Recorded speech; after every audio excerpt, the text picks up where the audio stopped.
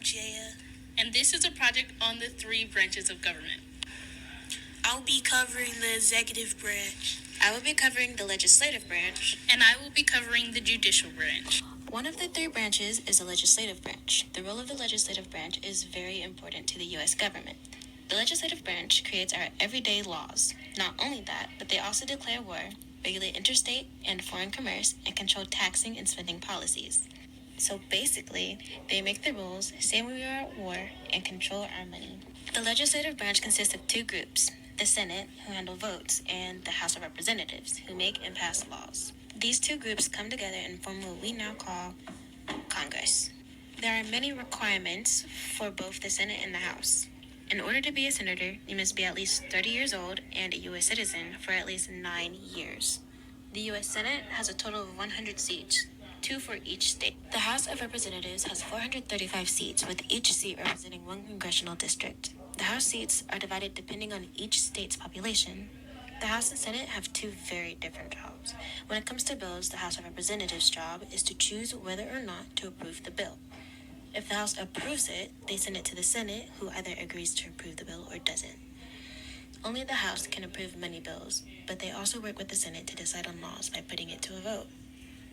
Checks and balances is a short phrase to describe how each branch works to keep any one branch from having too much power. The legislative branch is checked by both the executive branch and the judicial branch. The executive and judicial branches are also checked by the legislative branch. To check the executive branch, Congress, the Senate and the House, has the power to override a president's veto so that the executive branch does not have too much power over the legislative branch. To check the judicial branch, the legislative branch decides on the president nominees for judicial positions, and Congress can impeach any of those judges and remove them from office. The judicial branch was established in 1789 with the third article of the Constitution. Our system works on hierarchy. At the bottom are our trial courts. They have original jurisdiction, or the authority to hear a case first. Next are our appeal courts. They have appellate jurisdiction, or the authority to review decisions made by lower courts.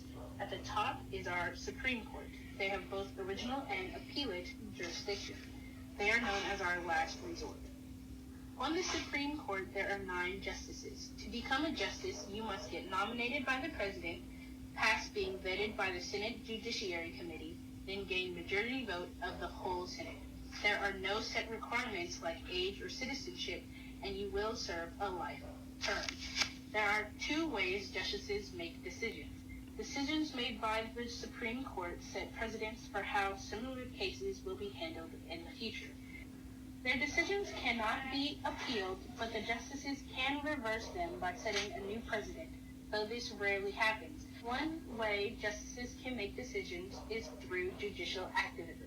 Judicial activism is where justices interpret the Constitution to alter precedents they think are best for our country. Another way for justices to make decisions is through judicial restraint. Judicial restraint is where justices take the Constitution exactly as it was written, no interpretation. The judicial branch keeps the other branches in check with their ability to deem government action to be unconstitutional. This process is called judicial review. Overall, the judicial branch is chiefly responsible for how laws are applied to everyday cases, and there is very little we can do to influence their decisions. The executive branch is one of the 3 branches of government. It is the portion that holds the president, his or her advisors, various departments, and agencies. The main function of the executive branch is to execute laws and carry out government policy. The highest position in the branch is the president, while the lowest is the cabinet departments. Article 2 of the Bill of Rights establishes the executive branch. Along with executing laws and carrying out government policy, this branch is also responsible for making treaties with approval from the Senate, vetting and signing bills, and representing our nation in talks with foreign countries. Also, enforcing laws that Congress passes, acting as commander-in-chief during war, and calling out troops to protect the nation. After the bill is voted on and approved by the House, it moves up to the Senate, where the bill is debated and voted on again. It is finally given to the president to sign or veto the bill in 10 days. The executive branch has more reign over the government because there are more situations where action may be needed sooner without going through long debates and votes. So allowing the branch to have less of a time hold protects us even more. This is part of the reason why the president is exempted from most civil crimes and to do things necessary for the nation. In conclusion, the executive branch plays an important part in government by working with the judicial and legislative branches to set public policy and help ensure the nation is safe, while also having a system of check and balances to keep one branch from obtaining too much power, creating a government that is for the people. This is the conclusion of our video. Bye!